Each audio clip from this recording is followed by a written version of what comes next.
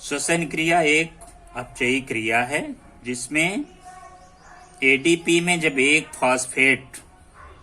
Phosphate जुड़ जाता है यानी पी। अब आप ये भी जानते होंगे कि मोनो मीन्स एक होता है, डाई मीन्स दो होता है और ट्राई मीन्स तीन होता है।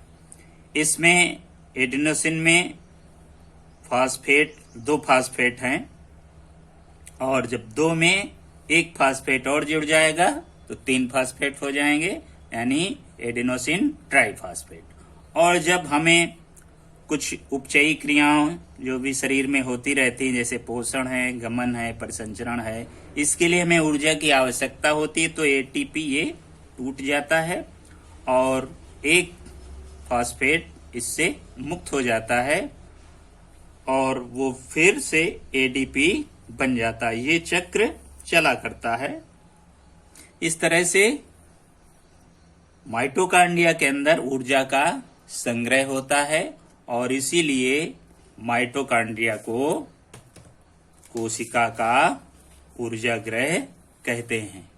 अब आप समझ गए होंगे कि माइटोकांड्रिया को कोशिका का ऊर्जागृह क्यों कहते हैं, क्योंकि श्वसन क्रिया से इसके अंदर ऊर्जा उत्पन्न होती है। वो ऊर्जा एटीपी के रूप में इसमें संचित रहती है और इसीलिए इसको कोशिका का ऊर्जागृह कहते हैं। माइटोकांड्रिया के अंदर श्वसन की क्रिया होती है। श्वसन क्रिया, इसमें जो भोज्य पदार्थ है ग्लूकोज,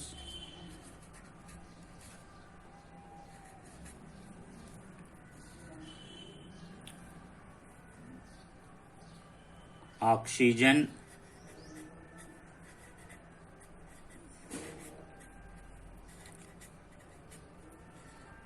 से ग्लूकोज और ऑक्सीजन से ऑक्सीकरण क्रिया होती है जिसमें कार्बन डाइऑक्साइड बनती है, जल बनता है और 673 किलो कैलोरी ऊर्जा ये कार्बन डाइऑक्साइड, जल,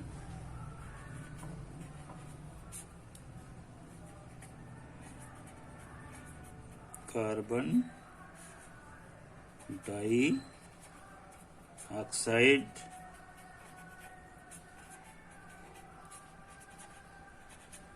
673 किलो कैलोरी ऊर्जा जो बनती है वो 38 एटीपी के बराबर होती है। अब एटीपी क्या है? Adenosine triphosphate, adenosine triphosphate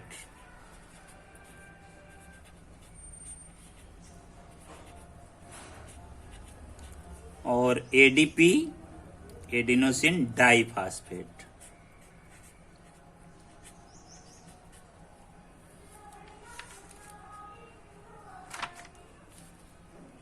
adenosine diphosphate.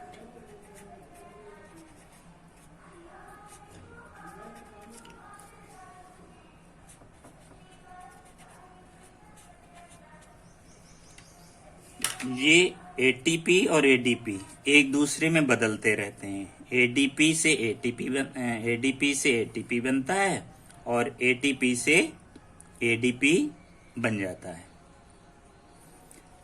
जो श्वसन क्रिया से ऊर्जा बनती है वो एटीपी के रूप में संचित हो जाती है।